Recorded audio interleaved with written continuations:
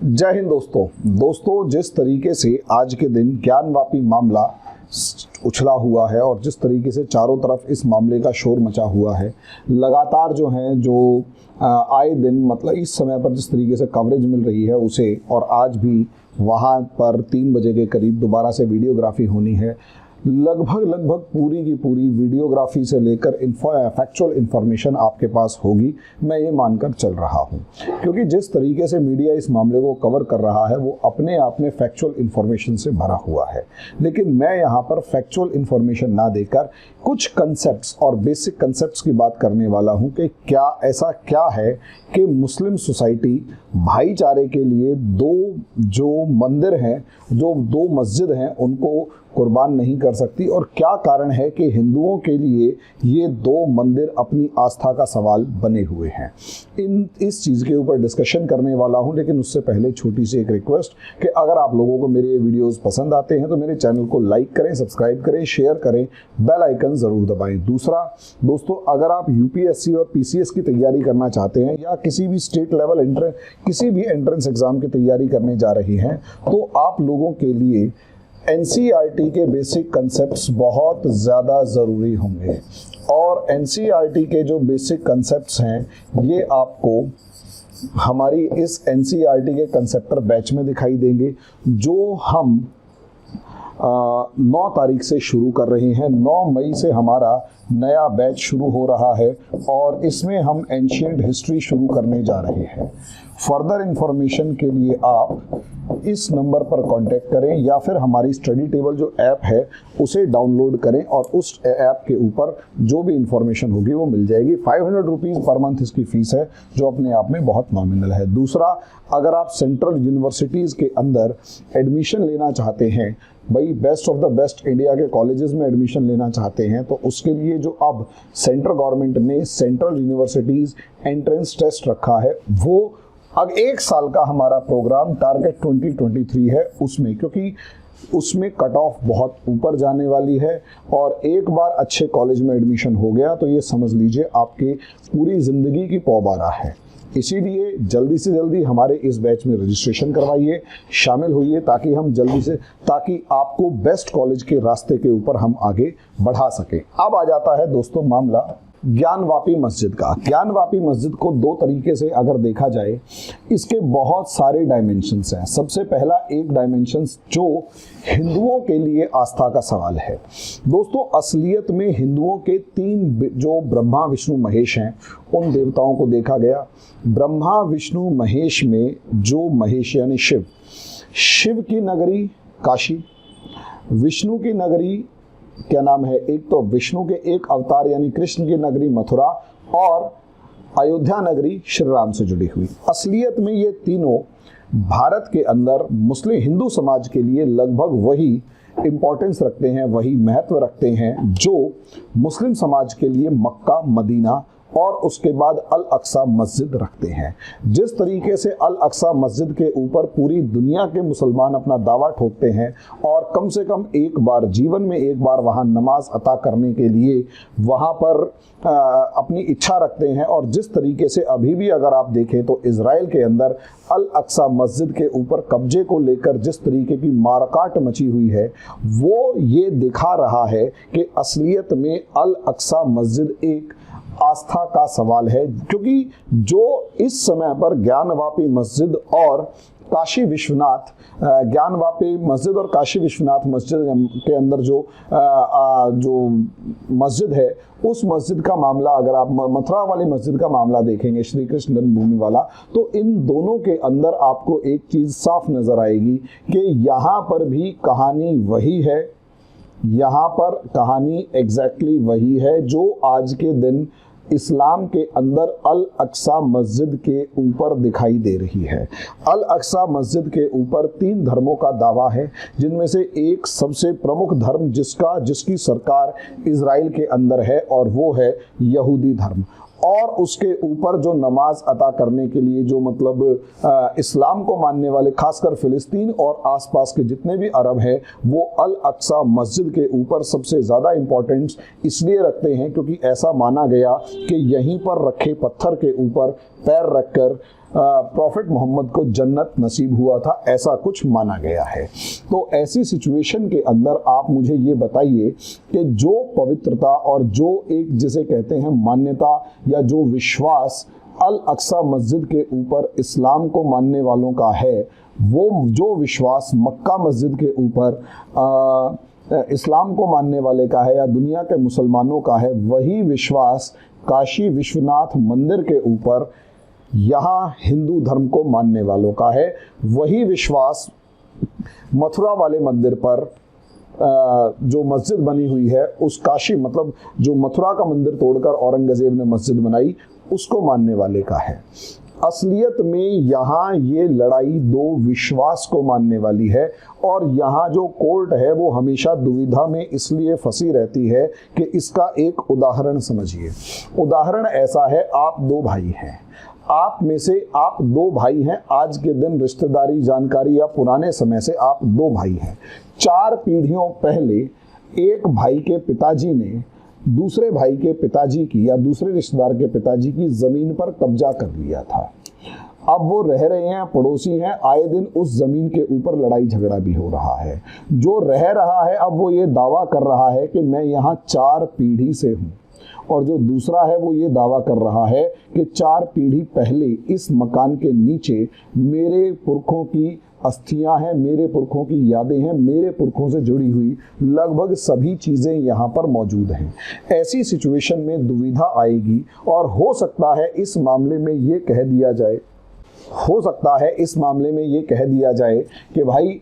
जो 4 पीढ़ी पहले वाला था अब उसे भूल जाओ, लेकिन अब जो है उसे माना जाए। लेकिन यहाँ पर ये आस्था का सवाल है। आस्था के सवाल के अंदर बिल्कुल आस्था का वही सवाल है जो इस समय पर अल अक्सा मस्जिद के अंदर दिखाई दे रहा है। मामला ये है यहाँ पर कि औरंगजेब जो कि एक बहुत ज़्यादा दुराचारी, एक बहुत ज़्यादा जिसे कहते अत्याचारी शासक था, जो धर्मांध इस हद तक हो चुका था, धर्म के मामले में इस हद तक अंधा हो चुका था कि उसने अपनी धार्मिक आस्थाओं को या अपनी धार्मिक कट्टरवाद की जो भूख थी उसे मिटाने के लिए हिंदुओं के जो सबसे प्रमुख मंदिर थे उसे तोड़ा। औरंगजेब से एक आम हिंदू की नफरत को इस तरीके से देखा जा सकता है, एक मुसलमान इस तरीके से देखे कि आज कोई एक धर्मांध जाकर या आज इजराइल या जो बाइडन जाकर मक्का मस्जिद के ऊपर हमला कर दे और उसे साफ करके वहां पर चर्च बना दे या यहूदियों का जो भी टेंपल है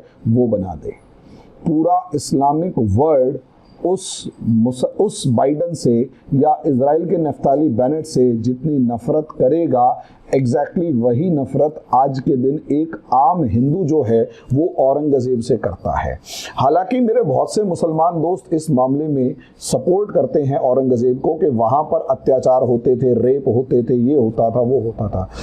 देखिए, धर्म स्थान में 2 चीज़ें देखी जाती हैं, एक है लोगों की आस्था और दूसरा उस धर्म स्थान को चलाने वाले लोग। जो धर्म स्थान की आस्था है उसका सीधा सीधा मतलब ये है कि मेरी आस्था जिस मंदिर के अंदर है वहाँ रहने वाले पुजारी के अंदर मेरी वो आस्था नहीं है, उस मूर्ति में मेरी आस्था है। और जो इस दुनिया का जाहिल अनपढ़ गवार ये कहेगा कि मूर्ति पूजा जो है वो नहीं होनी चाहिए या कुछ भी, वो उसका विश्वास है। अगर आपका वो विश्वास है वो आपके पास रखिए। मैं अगर मूर्ति पूजा में भरोसा करता हूँ तो वो मेरा विश्वास है। अगर मैं मूर्ति पूजा ना करने वाले आपके विश्वास का सम्मान करता हूं और अगर आप उम्मीद करते हैं कि आपके विश्वास का सम्मान किया जाए तो मैं भी आपसे उतनी ही उम्मीद करूंगा कि आप मुझे मेरे विश्वास का आप भी सम्मान करें। वरना आप उम्मीद ना करें, जो अपमान आप मेरे विश्वास का करेंगे मेरे पास भी वही अथॉरिटी होनी चाहिए। यही बराबरी है कि आप उसी पैमाने पर मेरे से भी उसी लेवल पर उसी क्रिटिसिज्म को, उसी आलोचना को सुनेंगे। और विश्वास किसी का गुलाम नहीं होता और आप किसी के ऊपर विश्वास की एक धारा को और एक ही सिद्धांत को नहीं थोप सकते, क्योंकि अगर इंसान अलग है तो विश्वास भी अलग होगा। इंसान अलग है, विचार अलग होगा, विश्वास अलग होगा। ये सीधी सीधी परिभाषा है। इसीलिए जो इंसान दूसरे के धर्म को नकारता है, जो इंसान दूसरे के धर्म को नीचा करके देखता है, वो इंसान और उसका धर्मगुरु, उस धर्म को प्रसारित करने वाला धर्मगुरु इस दुनिया में धर्मगुरु कहलाने लायक नहीं है। वो कुत्सित मानसिकता का, एक घटिया मानसिकता का प्रतीक है। ये इस दुनिया के सभी धर्मों के लोगों के ऊपर और यहाँ तक कि धर्म गुरुओं के ऊपर भी लागू होता है। ये समझ लीजिए, ये एक साधारण सा सिद्धांत है। आप अगर ये मानते हैं कि ये दुनिया अलग अलग तरीके के लोगों से भरी पड़ी है, तो आप इस दुनिया के अलग अलग तरीके के लोगों के विचार और उनके विश्वास से सहमत हो तो ही बढ़िया है। असलियत में लड़ाई इसी चीज की यहाँ पर है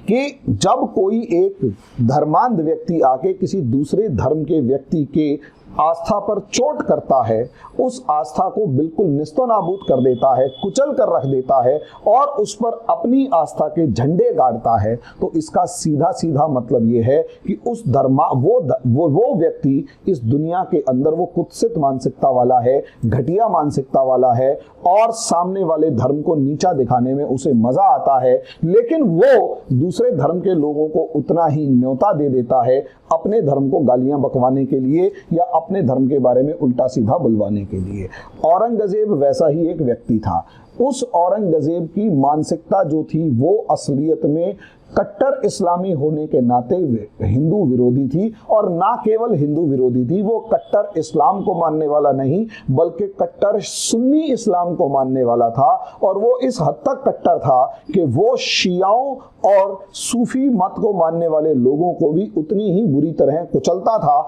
जितनी बुरी तरह उसने हिंदू मंदिरों को कुचला।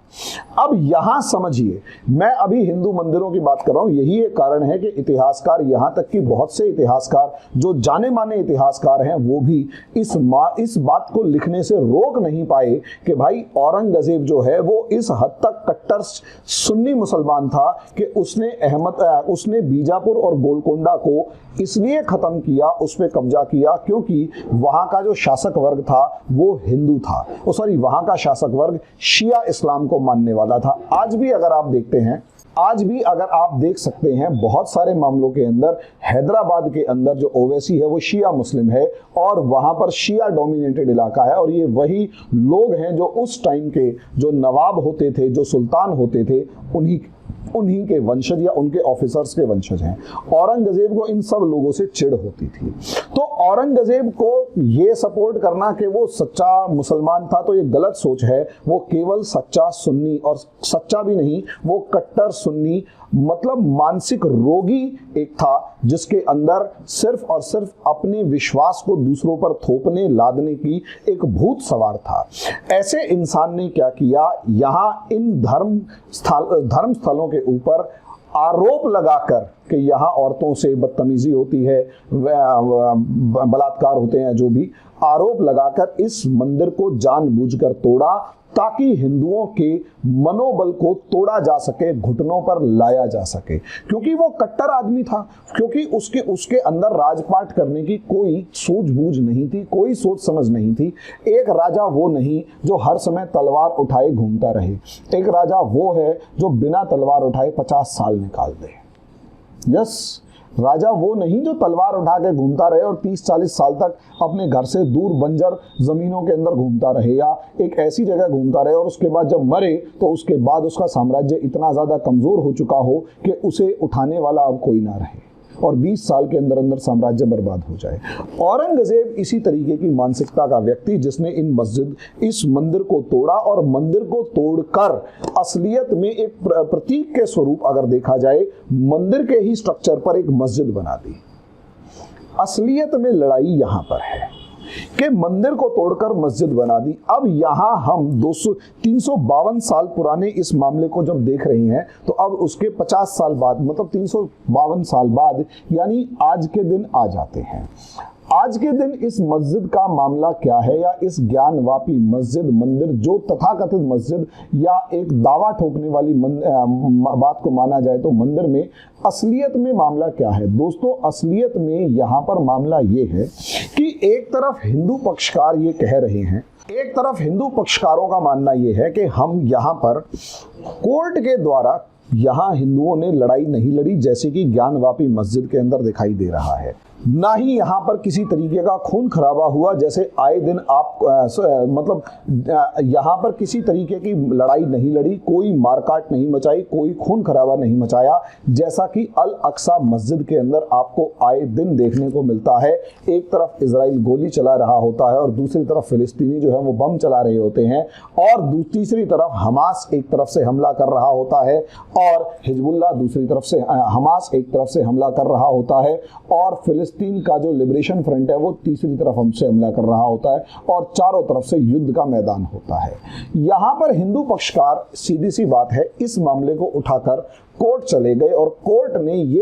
इस मामले को इस तरीके से 5 महिलाएं गई, और उन 5 महिलाओं का सीधा सीधा ये था कि भाई जो ये आप सारा सुन चुके हैं कि मस्जिद परिसर में जो माँ श्रृंगार गौरी है, भगवान गणेश, भगवान हनुमान, आदि विश्वेश्वर, नंदी जी, और मंदिर परिसर में जितने भी दूसरे देवी देवता दिख रहे हैं, उन सब की दर्शन किया जाए, पूजा की जाए, दर्शन देने की अनुमति हो, पूजा की जाए, और वहाँ भोग लगाया जाए, क्योंकि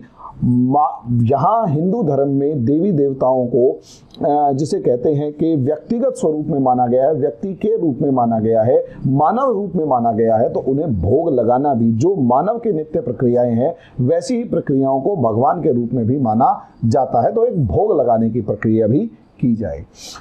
वहां पर कोर्ट ने यहाँ ये कहा कि असलियत में अगर देवी देवताओं की जो मूर्तियां दिखाई दे रही हैं, और अगर ऐसा दावा जो है वो सही है, तो एक बार उसका एक रिपोर्ट तैयार कर ली जाए कि वास्तविकता क्या है। अगर वो रिपोर्ट ठीक ढंग से निकले और वास्तविकता पता लग जाए, तो इसका सीधा सीधा मतलब ये होगा कि फिर उसी आधार पर फैसला सुनाया जाएगा कि फैसला किस तरफ दिया जाए। इसमें कोई दो राय नहीं है। लेकिन यहाँ आकर, यानी एक जो हिंदू पक्ष है वो संविधान और अदालत की बात कर रहा है, लेकिन जो मुस्लिम पक्ष है वहां आकर मामला फंस रहा है। जब बात कोर्ट में पहुंच जाती है और कोर्ट का फैसला, कोर्ट के अनुसार, कोर्ट के बाद अंदर जब बात पहुंचती है, तो यहां पर असलियत में एक दुविधा मुस्लिम समाज के दिमाग में पैदा होती है, और वो दुविधा ये है कि धर्म को देखा जाए या क्या नाम है संविधान को देखा जाए। यहां 2 चीजें हैं। अब ये जो दुविधा है, ये जो डायलेमा है, ये एक कॉन्फ्लिक्टिंग इन नेचर है। ये जो दुविधा है, ये डायलेमा है, ये कॉन्फ्लिक्टिंग इन नेचर है। अगर दावा ठोका जाता है कि हमें इस्लाम के अनुसार और धर्म के अनुसार चलना है, तो यहाँ पर धर्म के अंदर की बात मानी जाए, तो यहाँ मेजॉरिटी हिंदू है, तो हिंदुओं के अगर धर्म लागू करने लग जाएं तो मामला यहाँ खराब हो जाएगा। और दूसरी तरफ अगर यहाँ संविधान के अनुसार चला जाता है, तो संविधान को मानने की इजाजत जो है वो इस समय की परिस्थितियां नहीं दे रही। और जिस तरीके से सरकार मौजूद है और बीजेपी की इस सरकार के ऊपर एक मुस्लिम समाज सामान्य तौर पर ये मानकर चला जाता है कि ये भरोसा नहीं करता, और जिस तरीके से बीजेपी की सरकार की हरकतें हैं और जिस तरीके से बीजेपी सरकार का काम करने का तरीका है, वो स्पष्ट तौर पर हिंदू पक्ष को ज़्यादा तवज्जो देती हुई या ज़्यादा इंपॉर्टेंस देती हुई जब नज़र आ रही है। और इसका सबसे बड़ा उदाहरण 3 तलाक से लेकर क्या नाम है CAA NRC के रूप में और यहाँ अयोध्या मामले के रूप में है। हालांकि मेरा मानना यह है कि 3 तलाक एक तरीके का सोशल रिफॉर्म है। जो अयोध्या मामला है वहाँ पर सरकार का पक्ष कम और कोर्ट का मामला ज़्यादा है। सरकार तो वहाँ एक पक्षकार थी, कोर्ट ने फैसला दिया, और तीसरी तरफ, और वो भी 3 जजों की, मतलब 5 जजों में से 3 जजों ने पक्ष में फैसला दिया, और वहाँ पर 2 ने भी कहीं ना कहीं घुमा फिरा के वही बात कही जो कि बाकी 3 ने कही, यानी 5 की तरफ से हो गया। और तीसरा जो मामला CAA NRC का है, उसका भारत के किसी भी मुसलमान से कोई लेना देना नहीं है। लेकिन फिर भी एक जो बीजेपी की इमेज है, जो कि एंटी मुस्लिम फॉर्म में प्रोजेक्ट होती है, या यूं कहीं साफ साफ नजर आती है कि ये एंटी मुस्लिम है। और वहीं दूसरी तरफ अगर देखा जाए तो बीजेपी की जो अपोजिशन पार्टियां हैं, या यूं कहें एक तो बीजेपी है और दूसरा तरफ कोर्ट का अगर फैसला देखा जाए तो कोर्ट को भी यहां, क्योंकि इस मामले में दावा शुरुआत से अगर ज्ञानवापी को देखा जाए तो दावा दोनों पक्षों का बराबर का था, लेकिन इस बार के दावे को जिस तरीके से देखा गया है, इस बार का जो दावा अगर आप देखेंगे तो आपको साफ नजर आएगा कि जो महिलाएं हैं उन्होंने ये कहा कि हमें वहां पर पूजा, क्योंकि हमारे देवताओं की मूर्तियां वहां पर स्थापित हैं, देवी देवताओं की मूर्तियां स्थापित हैं, तो हमें वहां पूजा करने का अधिकार दिया जाए। आज अगर ये पूजा करने का अधिकार दे दिया जाता है तो पहली बात तो बुत परस्ती को मस्जिद के अंदर करने देने का सीधा सीधा मतलब ये है कि आप जो है इस्लाम के मूल सिद्धांतों के विरुद्ध जाकर अपना काम करवा रहे हैं। इस्लाम के मूल सिद्धांतों के विरुद्ध क्या? इस्लाम के मूल सिद्धांत ये कह रहे हैं कि बुत परस्ती हराम है, और यहां एक बार अगर बुत परस्ती, मतलब सीधी सी बात है, बुत परस्ती को हराम बताया गया है, यानी ऑब्वियस सी बात है जो बुत परस्ती करने वाले हैं उनको भी एक अलग ही लेवल पर देखा जाएगा। तो बुत परस्ती को अगर हराम, यानी मूर्ति पूजा जो है वो हराम है, तो आप इस्लाम के सिद्धांतों के अनुसार किस तरीके से वहां रखी मूर्तियों को, बल्कि मूर्तियां तोड़ना जो है वो जायज माना गया है, मूर्तियां तोड़ना, और यही एक कारण था कि जितने भी आक्रमणकारी होते थे ये जनरली मंदिरों को तोड़ने के बाद एक प्राउड फील करते थे, और जितना भी इस्लामिक स्कॉलर्स होते थे तालियां बजा के इनका स्वागत करते थे और इनका महिमा मंडन करता था समाज के अंदर। और जब जब किसी भी किसी बादशाह या सुल्तान की जनता के अंदर पॉपुलैरिटी कम होती, और उनके लिए जनता हिंदू नहीं थी, उनके लिए केवल वही जनता थी जो उनकी राजधानी में और उनके सहधर्मी लोग होते थे जो उनकी राजधानी के आसपास होते थे। जब जब जनता के अंदर सुल्तान या बादशाह की क्रेडिबिलिटी कम होती, वो सुल्तान या बादशाह जाता किसी बड़े मंदिर को तोड़वा देता और सपोर्ट अपने पक्ष में कर लेता। और क्यों? क्योंकि जितने भी मुस्लिम रेडिकल जो इस्लाम को रेडिकल जो इंटेलेक्चुअल्स होते थे वो राजा और सुल्तान को के पक्ष में आम जनता के अंदर बोलना शुरू कर देते थे, जिससे क्या होता था कि कहीं ना कहीं हिंदू मंदिरों की कीमत पर सुल्तान अपनी कुर्सी को बचाए रखता था, बादशाह अपनी कुर्सी को बचाए रखता था। औरंगजेब ने भी कमोवेश ऐसा ही किया, और यही बुत परस्ती हराम है। तो यानी एक तरीके से जो सबसे बड़ा अपोज यहां पर ये आ रहा है, सबसे बड़ा अपोजिशन ये आ रहा है कि इस्लाम के अंदर के अगर एक बार को बुत इस ज्ञानवापी मस्जिद के बेशक आसपास ही सही मूर्ति पूजा स्टार्ट हो गई, और उस प्रीमाइसिस में मूर्ति पूजा स्टार्ट हो गई, जो हमारी क्या नाम है माँ श्रृंगार गौरी का जो मंदिर है वहां पर उनकी आरती और भोग और दर्शन स्टार्ट हो गए, तो उसका सीधा सीधा असर ये होगा कि ज्ञानवापी जो मस्जिद ढांचा है या मस्जिद जो बना रखी है उसके इस्लाम के सिद्धांतों के अगेंस्ट चला जाएगा, और यहीं से एक एंटी हिंदू डिसकंटेंट दोबारा से क्रिएट होना शुरू हो जाएगा। दूसरी चीज ऑब्वियस सी बात है यहां पर, तो यही तो भाईचारे की सबसे बड़ी हिंदुस्तान के अंदर समस्या आ रही है। हिंदुस्तान में हिंदू मुस्लिम भाईचारे की सबसे बड़ी समस्या उस मूर्ति पूजा के बेसिक सिद्धांत को लेके ही आ रही है कि एक तरफ मुस्लिम्स जो हैं वो आउटवर्डली मूर्ति पूजा को रिजेक्ट करते हैं, और दूसरी तरफ जो हिंदूज हैं भैया उनके तो धर्म का इंटीग्रल पार्ट ये मुस्लिम मूर्ति पूजा को माना गया है। और मजे की बात ये है, हिंदू धर्म में मूर्ति पूजा इंटीग्रल पार्ट बल्कि नहीं है। हिंदू धर्म में अपने धर्म को मानने की, अपने विश्वास को, अपने विचार को मानने की स्वतंत्रता है। कोई आपको एक पर्टिकुलर डे में बुलाकर ये नहीं कहेगा कि आप इन्हीं सिद्धांतों को फॉलो करोगे तो अच्छे हो वरना नहीं हो। यहाँ शराब पीने वाले को भी कोई बुरा नहीं माना जाए अगर वो लिमिटेड पिए, और अगर शराब की जगह और दूसरे भी, मतलब ओवरऑल कहने का मतलब ये है कि सिद्धांत और व्यवहार और विचार के अनुसार अगर देखा जाए तो कोई बड़ी बात नहीं है कि आप किस विश्वास को मानते हैं, वो उसका भी सम्मान किया जाएगा। लेकिन दूसरी तरफ इस्लाम को अगर माना जाए तो इस्लाम के मामले में ये कहा गया कि दुनिया में केवल मेरा ही विचार जो है वो ठीक है, बाकी सभी विचार जो हैं, जो इस विचार से एग्री नहीं कर रहे वो सारे के सारे काफिर हैं, या जो उस विश्वास को नहीं मानता वो काफिर है। और काफिर को कई जगहों पर या इस्लाम को मानने वाली कई विचारधाराओं में वाजिब उल कत्ल माना गया है। और इस्लाम का प्रसारण जो भी फिलॉसफी है, यही असली कॉन्फ्लिक्ट की जड़ है। और यही कारण है कि जब जब कोई भी, यहाँ तक कि मैंने एक बार क्लास में बातचीत हो रही थी तो क्लास में मैंने भी एक बार बहुत ही एक लो मूड के अंदर बोल दिया था कि भाई अगर 2-3 मंदिर हैं, अगर ये पूरा हिंदू पक्ष मांग रहा है तो यार दे दो, भाईचारा बना रहेगा। तो एक बहुत लड़के ने, एक क्लास में बैठे हुए लड़के ने बड़े क्लियर वर्ड्स में कहा कि सर बुत परस्ती के लिए हम अपनी मस्जिद, हम जगह कैसे दे दें। तो मेरा यही क्वेश्चन था कि भाई क्या आप सच में अभी भी बुत परस्ती को उतना ही हराम मानते हैं या इतना ही गलत मानते हैं? तो वहां पर हालांकि मामला जो भी था, लेकिन ये रियलिटी है कि एक आम मानसिकता आम मुसलमान में ये होती है कि भाई बुत परस्ती के लिए नहीं देंगे। और यही एक सबसे बड़ा कारण है। सबसे बड़ा कारण ये है कि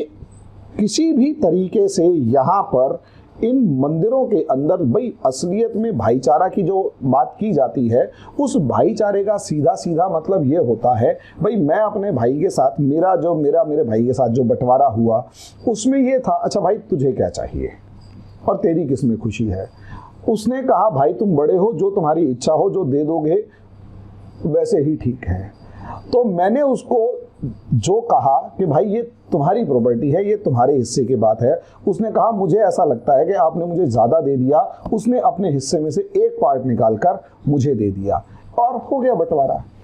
भाईचारा आज भी एक दूसरे के साथ है। ये हमारे घर की बात है और लिटरली इसी तरीके से हमारा बंटवारा हुआ। माँ सामने बैठी हुई थी, माँ ने साफ कह दिया बेटा मेरे हिसाब से तो ये होना चाहिए कि तुम बैठ के अपना डिसाइड कर लो, किसी को पता भी ना लगे। यस, और उस काम को हुए वे भी लगभग आज से 10-12 साल हो चुके हैं। 12 साल के अंदर कोई इशू क्रिएट नहीं हो रखा। वो इसलिए भाईचारा तब होता है जब आपके अंदर त्याग की भावना होती है। भाईचारे कभी भी कोर्ट जाके फैसला नहीं करता। भाईचारा, और यही एक सबसे बड़ी समस्या है, कोर्ट जाके कि आपने केवल 3 मंदिर मांगे हैं, वो 3 मंदिर आराध्यों का सबसे बड़ा एक स्थल है। और यहाँ तक कि हिंदुओं की अस्मिता का सवाल है, हिंदुओं की एक जिसे कहते हैं खुद के ऊपर एक विश्वास का सवाल है। और उसमें भी अगर इस तरीके से बड़प्पन दिखाकर कोई ना दिखाया किया जाए तो मामला खराब है। और मुझे हर उस इंसान से चिढ़ होती है जो ये कहता है कि सर वहां मंदिर बनाने की क्या जरूरत है,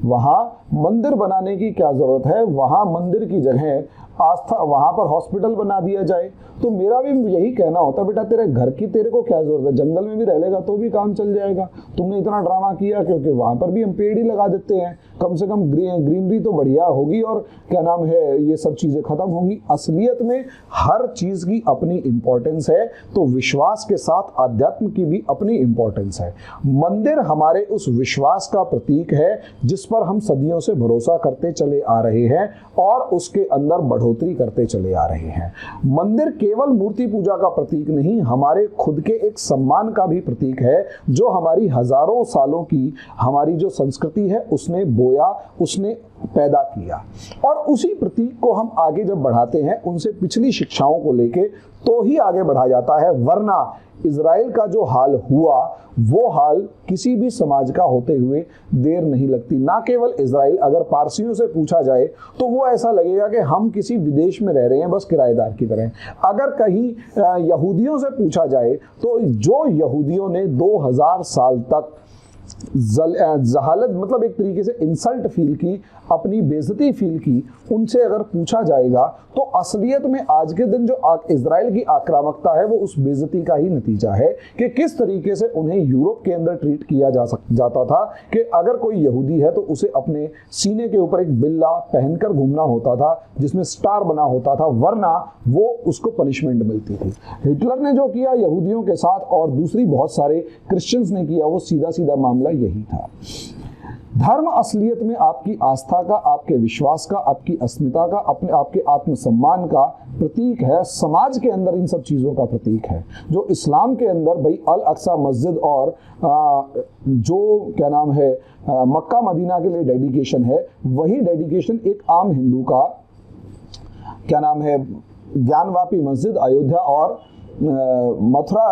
कृष्ण जन्मभूमि के साथ है। अब यहाँ अगर आप देखेंगे तो इसमें कॉम्प्रोमाइज तो किसी भी तरीके का हो ही नहीं सकता। और रही बात भाईचारे की, तो भाईचारा कोड से बाहर होता है। और यहाँ असलियत में जानबूझकर मुस्लिम्स के जो ये इंटेलेक्चुअल्स हैं जो कि इस समय पर कट्टरवादी मानसिकता को ज्यादा बढ़ावा दे रहे हैं, वो जानबूझकर इन मामलों में टांग अड़ा रहे हैं। और जो हमारे बहुत सारे मुस्लिम भाई इस मामले को सेटल करने के लिए किसी तरीके से आगे बढ़ने की तरफ आगे बढ़ा भी रहे हैं, उन सब को आगे बढ़ने से रोक रहे हैं। बिना किसी वाद विवाद के केवल और केवल एक बहुत ही आपसी बैठक के थ्रू अयोध्या फॉर्मूला से हो जाए तो कोई बुराई नहीं है। लेकिन नहीं, अगर इसी फैसले को दोबारा से इसी तरीके की जद्दोजहद से देखा जाएगा तो यहाँ पर ये जो कट्टरवाद है दोनों धर्मों के अंदर, ये बढ़ेगा, जो देश के लिए बहुत ज्यादा हानिकारक है। अब इसमें हालांकि मेरा अपना ओपिनियन जो था ये बहुत ज़्यादा बायस लगेगा और मैं भी कई मामलों में इसमें बायस हूँ, लेकिन मैं इस बायस्ड मामले के सॉल्यूशन की तरफ बढ़ते हुए देखने की कोशिश नहीं, मतलब मैंने बहुत कोशिश करी, लेकिन जब भी कोशिश करी मुझे एक ही चीज़ नज़र आई कि यहाँ पर असलियत में अगर हम भाईचारे को, न्याय को या किसी भी चीज़ को तौलें तो वहाँ बराबरी नज़र आनी चाहिए, त्याग नजर आना चाहिए। यहां बराबरी और यहां त्याग कहीं पर नजर नहीं आता। क्यों? क्योंकि मान लिया 3000 के करीब ऐसे गवर्नमेंट डाटा के अंदर मंदिर हैं जो तोड़े गए। अब उन 3000 की जगह अगर केवल 3 मांगे और वो 3 भी ना दिए जाएं तो वो किसी भाईचारे का प्रतीक नजर नहीं आता, वो केवल और केवल आपसी रंजिश का प्रतीक नजर आता है। तो ऐसे मामले में कोर्ट के थ्रू फैसला हो रहा है, ये सबसे बढ़िया है। बिना किसी हिंसा के फैसला हो जाए सबसे बढ़िया है। और अगर आर्ग्यूमेंट हो रहा है, वाद विवाद हो रहा है और फिर भी देश की जो शांति है और वो बनी हुई है, तो ये सबसे बड़ी अचीवमेंट हमारी सरकारों की है। तो आगे इस मामले में क्या होता है पता नहीं, लेकिन मेरा ऐसा मानना ये है कि कहीं ना कहीं अगर केवल ये 2 मस्जिद दे दी जाएं, जिनके जो मस्जिद बनी हुई है, जो हिंदू अस्मिता के सवाल के मामले में है, अगर इनकी जगह मंदिर बनाने की परमिशन दे दी जाए तो कहीं पर कोई विवाद, और ये गारंटी ले ली जाए कि इसके बाद कोई भी मंदिर या किसी भी उसके ऊपर हिंदू खुद कोई दावा नहीं करेगा, तो इसके बाद हिंदू मुस्लिम भाईचारा बना रहेगा। क्योंकि ना तो वो जो ज्ञानवापी मस्जिद है वो इस्लाम के लिए बहुत ज़्यादा इम्पॉर्टेंट है, और ना ही इस्लाम को मानने वालों के लिए जो मथुरा की जो जामा मस्जिद है शायद वो बहुत ज़्यादा इम्पॉर्टेंट है। ये दोनों की दोनों मस्जिदें जो हैं, अगर इनकी जगह मंदिर बना दिया जाता है तो कहीं ना कहीं वो भाईचारा, और बिना कोर्ट में जाए एक त्याग की भावना दिखाते हुए, भाई के लिए त्याग की भावना दिखाते हुए बना दिया जाता है, तो कहीं ज़्यादा बेहतर होगा। और हो सकता है उसके बाद ये हो सकता है क्या 100% बात है, यही गारंटी दी जाए कि ठीक है यार, ये 2 आपकी हुई, बाकी हम किसी भी दावे को हाथ नहीं छोड़ेंगे। उसके बाद हम आप किसी भी दूसरे ऐसी जगह पे दावा नहीं करेंगे जो कि मतलब प्रमुख होगा या हिंदू मुस्लिम वाद विवाद का कारण बने। तो असलियत में ये 3 हैं। बीजेपी का भी 1980 के आसपास से प्रोपेगेंडा यही रहा है कि इन 3 पे फोकस किया जाए। हिंदू मुस्लिम भाईचारे का जो प्रतीक है वो इस तरीके से सिद्ध होगा अगर ये केवल 2 जगह दे दी जाए और सारा मामला निमट जाए। बाकी तो देखो वक्त बताएगा क्या है, हर कोई क्या मानता है। अभी के लिए इतना ही, धन्यवाद।